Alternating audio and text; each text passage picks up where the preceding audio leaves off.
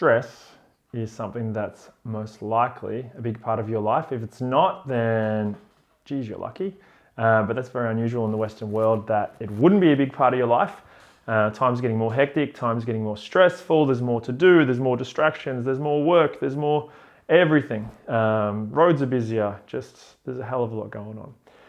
But when it comes to stress, I think that even anxiety, like stress, anxiety, fight, flight response, whatever you want to refer to it as, it's got a really bad press recently. But you say, ooh, it sucks.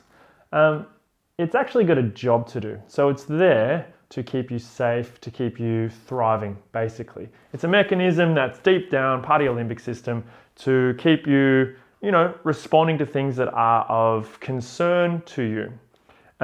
It's actually really an awesome and amazing mechanism. You might have experienced this when there's times are hectic. You have a performance outcome that you have to achieve. You have a job that has to be done, or the whole family's relying on you to do something.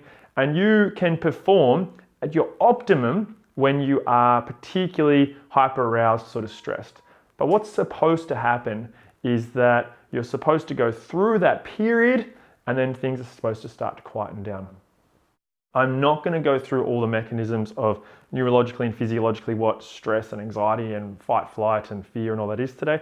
I will get there, I promise. There will be a video on all of that science and understanding. But today I just wanted to talk to you just basically about your stress levels and about whether you're prioritizing reducing your stress or whether you just think that somehow it's just going to kind of burn itself out, or life's just going to settle down eventually. Because you might have been thinking that for a little while. Perhaps it hasn't happened in the past. Perhaps, for me, when I was at uni, I thought, I can't wait for this to finish. It's going to be, so much less stress. It's going to be awesome. After that, got a job. It was even more stressful. After that, you start progressing with your career, and then other things happen. You get into relationships and this and that, and there's even more stress. So stress compounds stress. That is also to do with neuroplasticity. That's also to do with habituation of your brain and your body systems. There's a lot going on there. But what I'm telling you is, with all my research, with all the work that I do, people that don't prioritize reducing stress, that keep reinforcing and engaging in a lifestyle that is high in stress, they end up getting more stressed. It's because stress fuels stress. Your brain becomes very, very good at being stressed. It's something it's not the enemy. And people have often said to me, because I talk about, when I do explain this to you, I'll be talking to you about the amygdala, about the limbic system and all this sort of stuff, parasympathetic, sympathetic nervous system.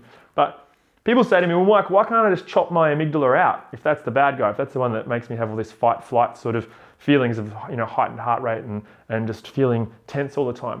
I say, it's actually there to keep you alive. If you didn't have that, then a tiger could walk into the room, or there'd be a truck coming towards you and you just wouldn't respond. Your amygdala is amazing.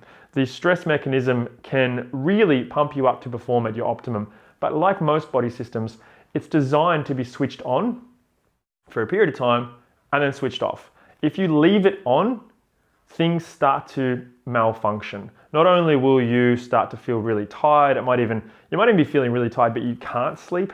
You might start having digestive issues, you having to go to the toilet a lot more. You'll start to get more irritable, lots of things will start, you'll get sick, lots of things will start going wrong. And you might say to me, well, what the hell am I supposed to do to that, or to do with that? I'm saying you need to start prioritizing those things that you can actively address to just simply reduce some of the hecticness of your life. You need to prioritize sometimes just quietening down and just relaxing and not being constantly go, or distractible with this or distractible with that. I'm saying occasionally, and for me, I go to yoga 3 times a week, and in addition to doing some other stuff, but that's mainly my sort of real stress reduction sort of technique. And for you, it might be something else, but I'm saying that you do need to prioritize this stuff. It's part of your health. It's part of your brain health. Your brain and your body, this is like the mechanism that we actually enjoy the world or suffer in the world with. It's the lens through which we experience life. If you're not prioritizing that, if you're prioritizing, in a way, inadvertently prioritizing stress, then I really think that you should just stop and just think, yeah, what the hell am I doing? Can I reduce the stress? So it might be simple stuff like Do you leave the house right when you need to leave the house to catch the train or catch the bus or drive to work or whatever it is? And in that whole drive, you're stressed out and panicky because you're not going to get there in time. Things like that, just give yourself an extra 5 minutes. That way you're not engaging your sympathetic nervous system, the hype up nervous system unnecessarily.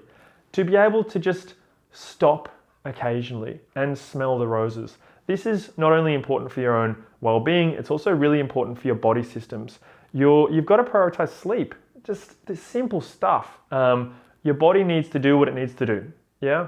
And stress is not, it's not terrible, it's not evil. Anxiety even is not evil. It's an important mechanism and it does its job.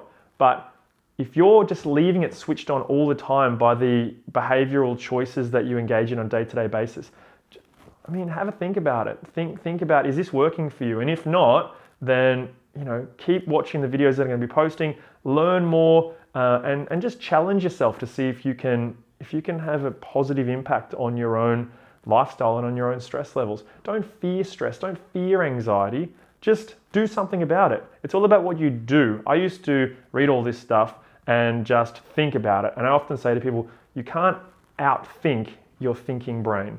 Just do things differently, but do it just bit by bit. I'll even talk about that in other videos, why you try and change things, flip your life on its head and why it doesn't work. I'll talk about the mechanisms, but I hope that you've liked the video. I'm sure people that you care about would also benefit from seeing this sort of stuff and my later videos, and hopefully I'll be interviewing some amazing people pretty soon. So like it, share this video and jump on over to Healthy Mind Academy. Like the page, follow the page, and you will be exposed to some really good and hopefully useful information for you. Cheers.